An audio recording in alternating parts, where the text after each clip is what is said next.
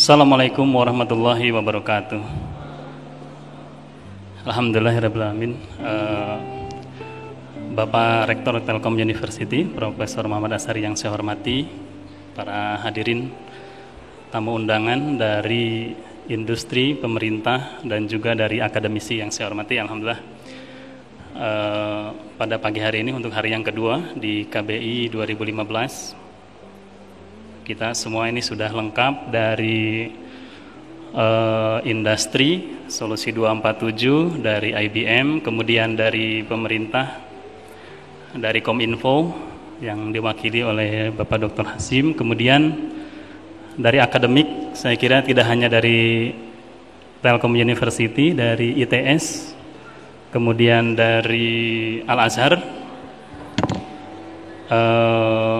yang telah hadir di sini.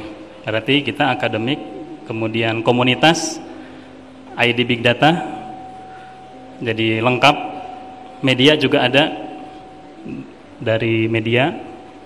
Kalau dulu ada triple helix, akademik, government sama bisnis, kemudian jadi quad helix ditambah dengan community, terakhir pentahelix ditambah dengan media. Ya udahlah, n-helix, nggak tahu ada apa lagi yang keenam dan seterusnya.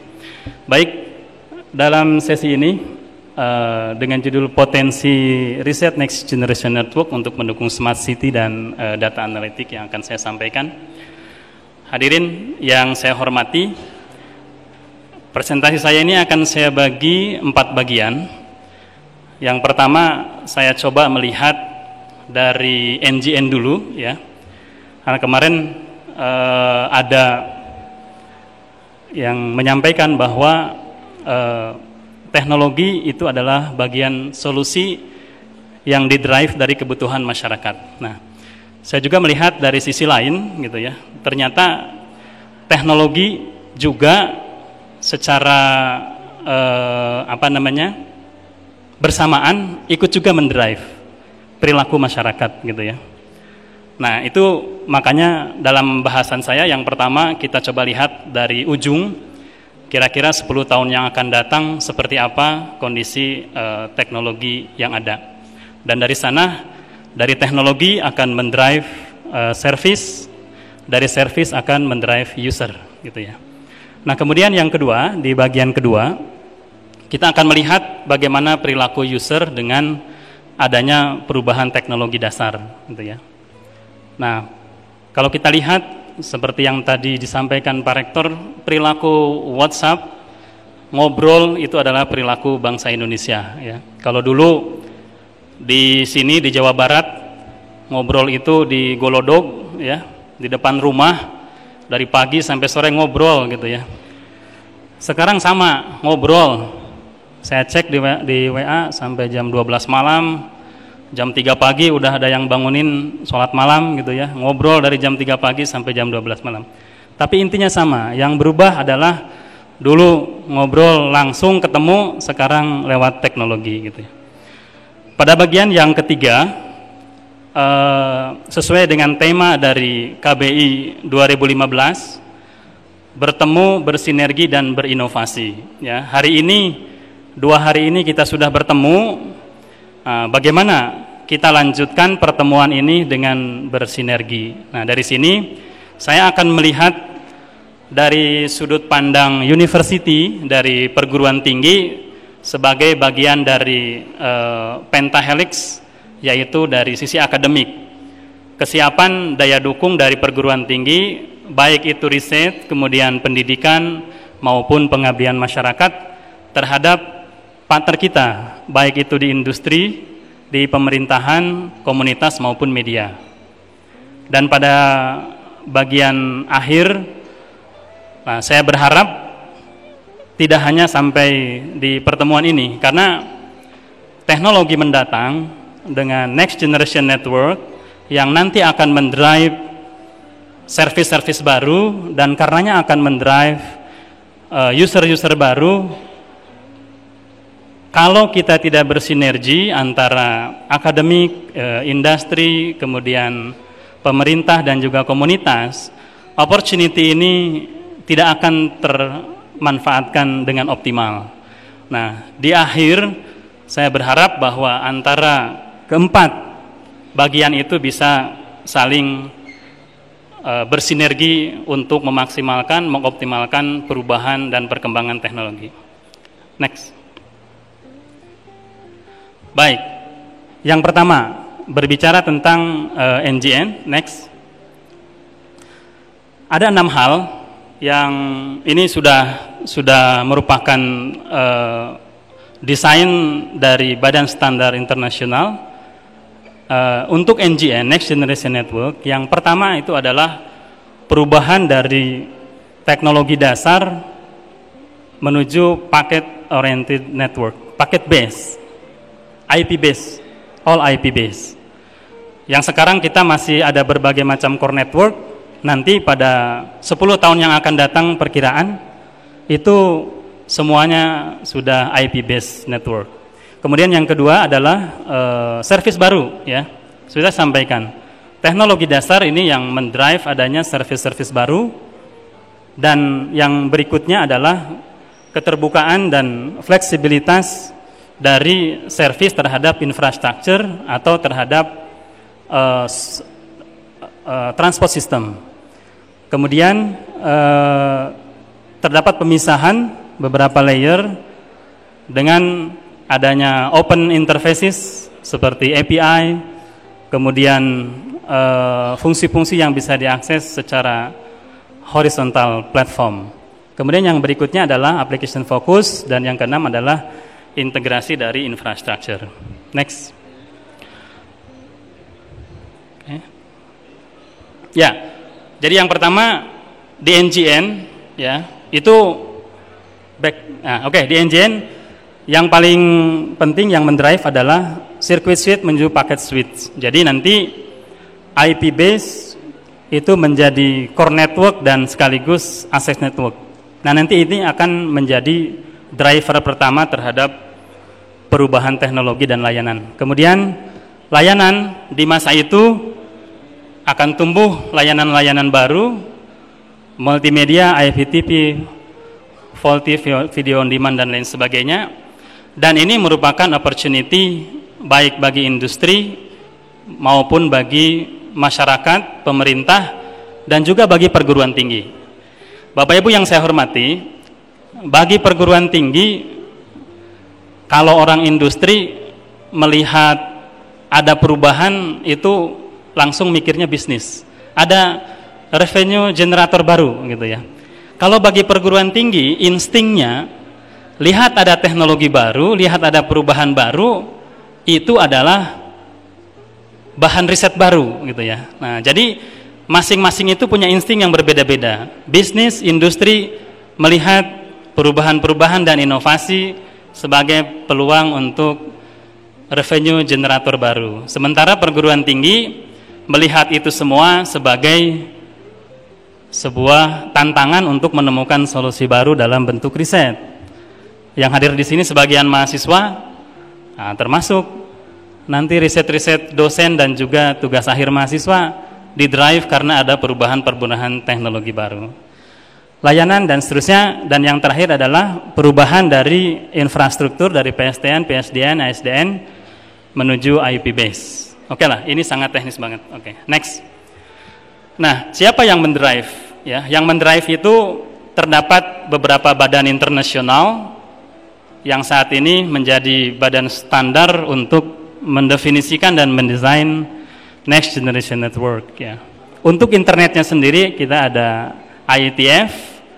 Kemudian di Amerika ATIS, kemudian 3GPP, HC standar untuk Uni Eropa, dan semuanya bermuara di ITU. Nah, tadi yang saya sampaikan, ITU-T 2001 mendesain next generation network beserta seluruh opportunity, service dan aplikasi serta layanan yang dapat nanti menumbuhkan user baru. Kita akan lihat bahwa di NGN ecosystem akan ada user-user baru yang non-human user.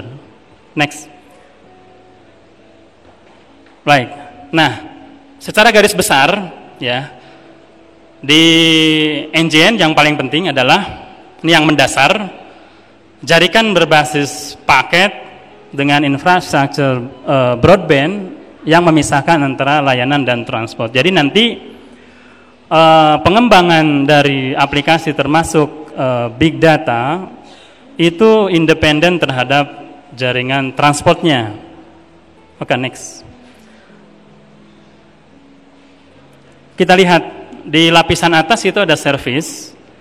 Nah, di sini kelebihan dari nanti NJN ekosistem bahwa untuk menumbuhkan service, tumbuhnya service itu akan terbebas dari perkembangan di layer transport yang ada di bawahnya. Nah, ini kalau kita lihat ekosistemnya, yang sebelah kiri, ya, yang sebelah kiri itu adalah yang sekarang kita lakukan, yang banyak kita gunakan, yaitu human to human communication.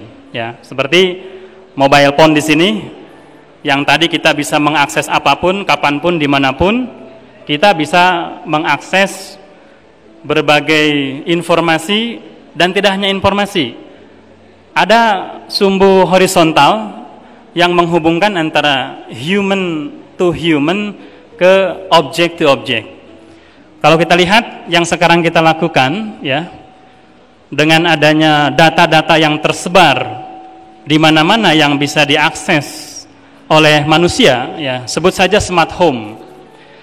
Bapak Ibu, di beberapa tempat smart home kita bisa mengendalikan kondisi rumah kita dari jarak jauh.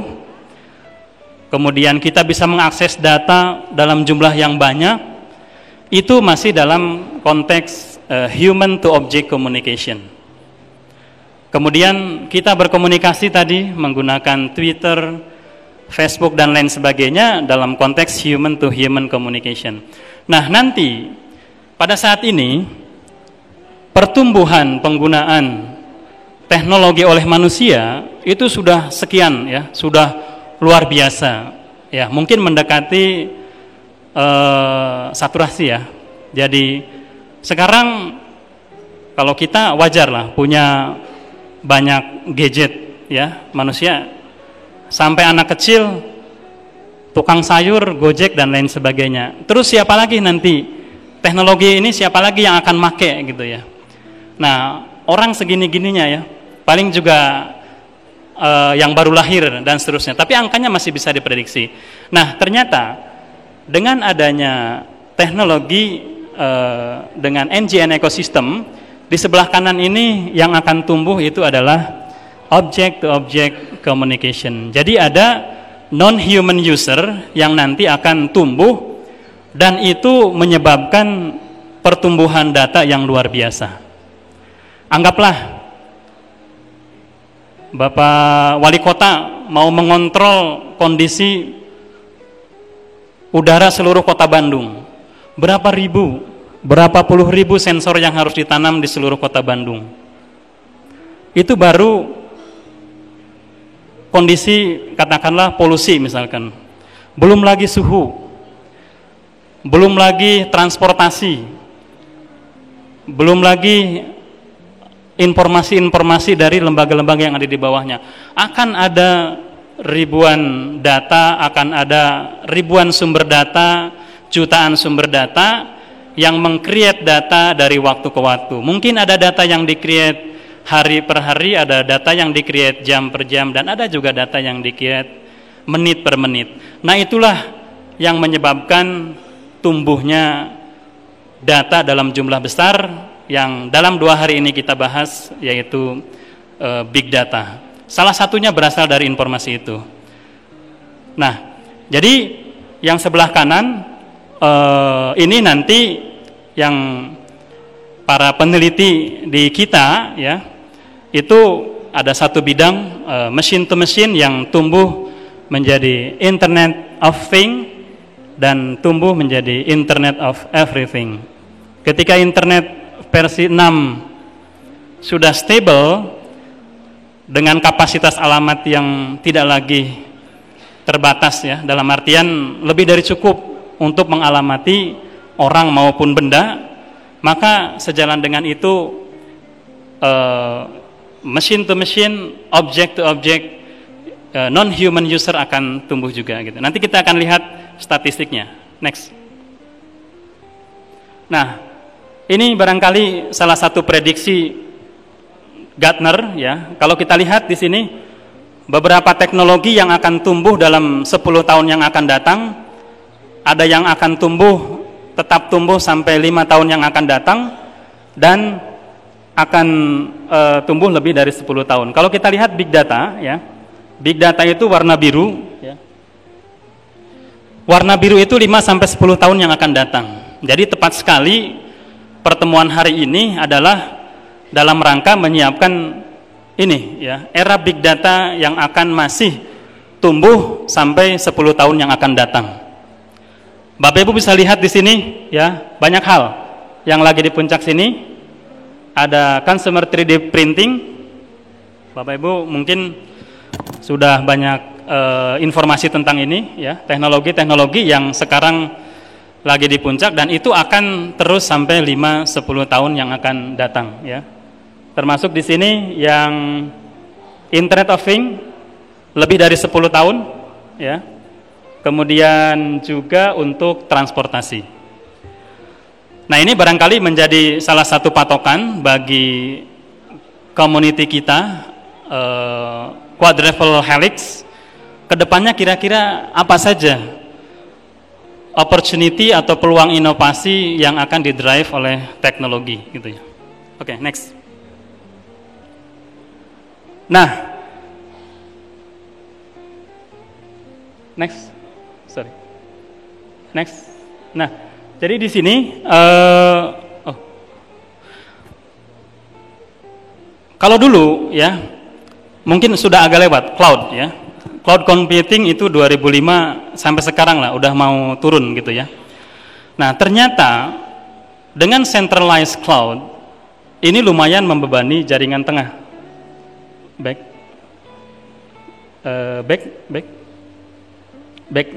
Oke ya. Nah, sekarang computing itu berada di 3 tempat ya. Satu fog node ya di ujung, kemudian edge node di tengah, dan terakhir di cloud, sehingga jaringan tengah tidak terlalu terbebani. Kalau dulu centralized cloud murni ya. Terakhir kita riset dengan rekan-rekan IDEC dan Uni Eropa, itu adalah decentralized cloud untuk femtocell. Jadi proses cloud tidak hanya di ujung tersentralisasi, juga berada di sisi customer dan juga di sisi intermediate system. Next. Baik, itu yang pertama. Jadi 10 tahun yang akan datang begitu hingar-bingar, begitu menjanjikan, banyak hal yang bisa kita ambil, baik dari sisi university, perguruan tinggi, maupun dari sisi industri, pemerintah, dan juga dari komunitas serta media. Banyak hal ya. Kita lihat bagaimana fakta dan prediksi kecenderungan user terhadap perubahan teknologi. Next. Yang pertama ya. Yang pertama kalau kita lihat pengguna mobile ya. Ini based on data. Pertumbuhan pengguna mobile berbanding dengan PSTN ya, fix, itu seperti ini. Jadi untuk tahun 2015 mostly semuanya mobile ya. Dan itu isu akan terus bergulir sampai 2025. Nah, jadi perilaku user berpindah dari telepon tetap ke bergerak dan mobilitas. Yang kedua berubah dari public ke privacy. Kalau dulu bareng-bareng bersama keluarga nonton ke bioskop, sekarang masing-masing beda ya. Satu keluarga, yang satu sukanya National Geographic, yang satu sukanya Cartoon Network gitu ya. Ya udah masing-masing aja. Di setiap gadget bisa diakses secara personal. Jadi kecenderungan yang kedua adalah pergeseran dari public ke private. Kemudian kemudahan dalam aktivasi layanan. Nah, ini salah satu kecenderungan yang pertama. Dan ini akan terus sampai 2025. Next. Nah, ini yang tadi saya sampaikan. Faktanya bahwa non-human user, ya, munculnya user bukan manusia, M2M, itu diprediksi kalau kita lihat angka sampai 2015 yang sebelah mana? Itu tumbuh terus dari 2002, terus yang warna hijau ini tumbuh. Kalau kita lihat penggunaannya relatif udah mendekati yang warna coklat, ya, mobile user, mobile phone. Jadi non-human user yang akan menghasilkan data dalam jumlah besar itu tumbuhnya luar biasa melampaui mobile itu sendiri. Wajar, seperti tadi saya sampaikan, pengguna mobile phone itu orang, dan orang terbatas, paling banter punya 3-4 lah ya gitu ya, dan yang lahir juga terbatas. Sementara produk M2M itu bisa, ya tadi, kalau mau men-sense kondisi kota Bandung atau hutan yang ada di Sumatera, berapa ribu, berapa puluh ribu sensor yang diperlukan, itu adalah non-human user. Next. Kemudian berpindah dari narrowband ke otomatis, ya. Aplikasi-aplikasi tadi ngobrol, ngirim gambar, ngirim video, semuanya memerlukan transport yang besar juga. Next. Berpindah dari pulsa telepon ke paket data, ya. Dulu telepon pakai telepon circuit switch, sekarang telepon pakai data, voice over IP, menggunakan WhatsApp bisa, menggunakan Skype bisa, Vmit, segala macam, seluruhnya suara ditumpangkan di data, ya. Pertumbuhannya luar biasa. Sudah bisa ditebak, yang warna merah itu adalah pertumbuhan penggunaan data dibanding yang warna coklat pertumbuhan non data. Next. Dan yang terakhir, berpindah dari layanan berbayar ke OTT, all free, ya. Dulu kita nelpon ke Amerika 1 menit 40.000, 100.000, ya. Sekarang mau Amerika, mau di mana, mau di Jakarta, mau di mana aja, free. Yang penting bayar datanya per bulan gitu ya.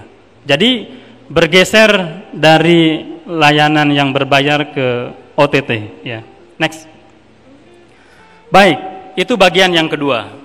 Jadi kecenderungan user, penerimaan user terhadap perubahan teknologi, kalau kita lihat sangat responsif dan tumbuh luar biasa, ya. Sehingga tadi ketika nanti ada teknologi baru yang mendrive service baru, itu hampir dapat dipastikan, prediksi saya itu akan tumbuh user baru gitu ya. Next. Nah, sekarang riset perguruan tinggi. Oke, next, ada satu button. Next. Nah,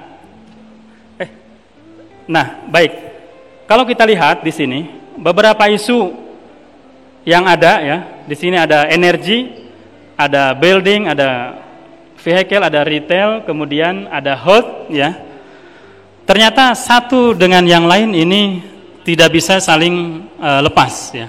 Ada sambungan-sambungan yang kita kalau lihat dari sisi perguruan tinggi, ini sebagai domain-domain riset di perguruan tinggi dan juga bagi industri, barangkali ini sebagai domain peluang baru untuk berinovasi. Nah, paling sederhana contohnya, yang tengah ini kita lingkaran smart city system, ya. Smart city system yang merah. Kalau kita lihat di sini interchange antara smart city dengan vehicle, ada smart parking system. Ini pun kita perlukan smart parking system. Ketika jangan jauh-jauh, Telkom University yang sekarang relatif masalah itu adalah parking system, ya. Simple. Tapi kalau nggak ditangani ruwet minta ampun, apalagi kota gitu ya. Yang berikutnya apalagi ini, public transportation system. Di Jepang kereta api terlambat, yang minta maaf penanggung jawabnya, ya, sampai hormat-hormat. Di kita masih biasa gitu ya. Ordenya di sana sudah detik lah, kurang dari 5 detik. Pernah tes ya, Eropa juga sama gitu ya. Nah, public transportation system. Kemudian energi juga sama, isu penting. Kemudian kesehatan. Di sini kesehatan ada telemedicine, kemudian interchange antara kesehatan, transportation, energi ada electric car charge station system gitu ya. Nah, inilah ekosistem riset yang sekarang menjadi domain di perguruan tinggi, dan tentunya bagi industri yang bergerak di bidang ini menjadi satu opportunity yang menarik, karena memang domain yang ada di sini itu yang nantinya akan berefek kepada masyarakat yang 4 tadi gitu ya. Next.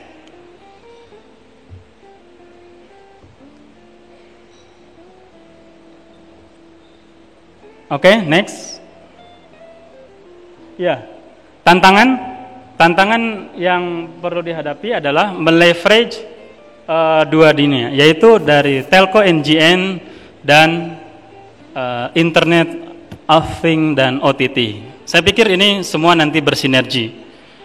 Once NGN IP base total, kemudian seluruh sistem berubah, layanan baru, dan semuanya bisa bersinergi. Nah, cuman bisa bersinerginya itulah yang faktanya tidak sesederhana di atas kertas ini gitu ya. Oke, next. Platform system. Nah, dengan kebutuhan tadi, pertumbuhan user yang cepat dan berbagai domain yang luar biasa, tidak lagi pendekatan vertical platform, vertical solution satu demi satu. Kita perlu memikirkan sebuah horizontal platform yang bisa mempercepat pertumbuhan servis yang ada di atasnya. Nah, ini perguruan tinggi dan industri berkolaborasi untuk pengembangan horizontal platform dan solusi yang ada di atasnya. Next. Oke, next.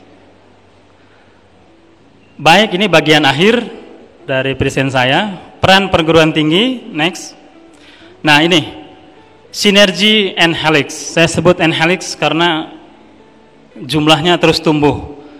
Dulu kita kenal ABG, Triple Helix, Academic, Business, and Government.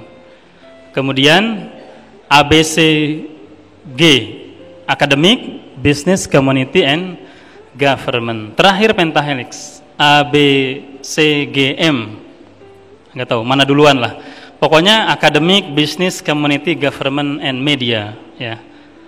Nanti mau 6 helixnya diteruskan saja, siapa lagi yang mau ikut gitu ya. Oke, saya pengen melihat dari sisi perguruan tinggi sebagai bagian dari quadruple maupun pentahelix. Next. Oke, ini sinergi ya untuk ABG. Next. Ini untuk ACG, Academic, Community, dan Government. Dan next. Nah, inilah perguruan tinggi. Bagi rekan-rekan yang dari perguruan tinggi sudah hal biasa bahwa perguruan tinggi mempunyai 3 tugas besar yang disebut dengan Tridharma perguruan tinggi, yaitu pengajaran, penelitian, dan pengabdian masyarakat. Apa kontribusi perguruan tinggi terhadap kolaborasi Quadruple Helix? Yang pertama adalah pengajaran. Pengajaran ini luarannya adalah SDM yang mempunyai kemampuan akademik dan profesional yang siap menyokong sektor industri dan pemerintah. Nah, jadi hasil pertama support dari perguruan tinggi itu adalah lulusan yang berkualitas. Ya. Alhamdulillah, sekarang ini di kita ya antara university, industri, kemudian pemerintah itu sudah terjadi kolaborasi yang bagus untuk ini. Ya. Saya sebagai dekan di Fakultas Informatika, tidak kurang-kurang yang pesen lulusan kita ya. Tadi malam ada yang pesen 80 orang. Duh, kayak pesen apa aja gitu ya. Kalau Sorabi saya bikin tuh 80. Lah ini orang ya. Ada yang pesennya tuh beda-beda ya. Jadi bukan tergantung kita. Kalau saya bilang ini Sorabi imut rasa coklat, rasa keju ada gitu. Ini enggak. Saya perlu pen tester.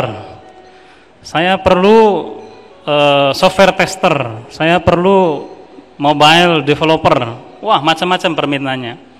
Dan kita di dapur menyiapkan kurikulum yang kira-kira gimana ya, begitu lulus bisa melayani rekan-rekan yang ada di industri maupun di pemerintahan gitu ya.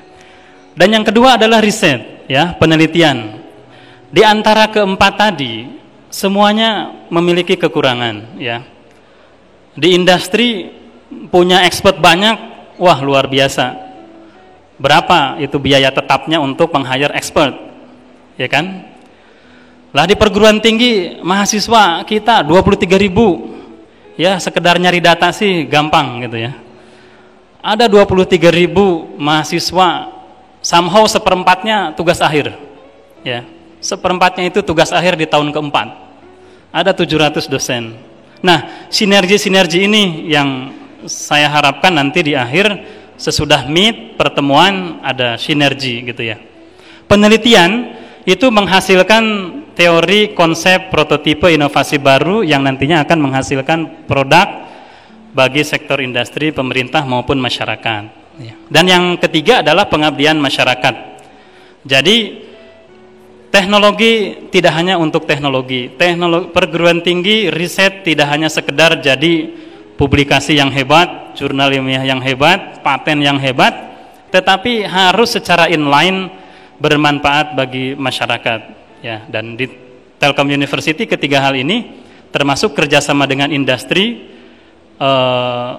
dalam kerangka pengabdian masyarakat. Next ya, jadi inilah dukungan perguruan tinggi terhadap NHalix. Di sini ada government, business, community, serta media. Dari sisi pendidikannya kita menghasilkan SDM berkualitas termasuk pakar di dalamnya yang siap bekerja sama dengan rekan-rekan yang lain. Kemudian inovasi baru, konsep, prototipe ini bisa riset bersama ya. Sekarang pemerintah banyak mengeluarkan skema untuk kerjasama riset. Kemudian yang ketiga implementasi teknologi. Ini di bawah pengabdian masyarakat. Next, slide saya yang terakhir summary. Next, ada 4 hal ya.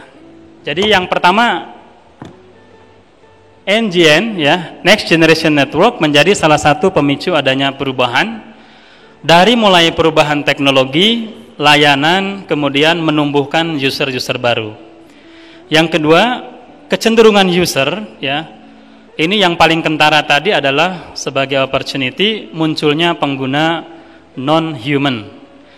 Yang ketiga, riset perguruan tinggi ya. Tadi big picture-nya ada smart city system, data analytic termasuk big data di dalamnya, M2M dan Internet of Things. Dan yang terakhir adalah peran perguruan tinggi, penghasil SDM, penemuan prototipe produk, konsep baru, serta kerjasama NHalix. Next, pada bagian akhir ada satu harapan ya.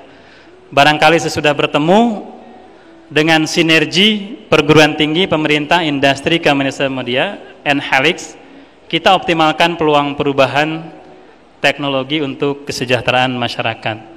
Kedengarannya klise ya, tapi itulah kenapa ada perguruan tinggi, kenapa ada bisnis, kenapa ada pemerintah, kenapa ada komunitas, kenapa ada media. Semuanya itu ada agar masyarakat kita lebih baik. Itu barangkali terakhir dari saya. Assalamualaikum warahmatullahi wabarakatuh.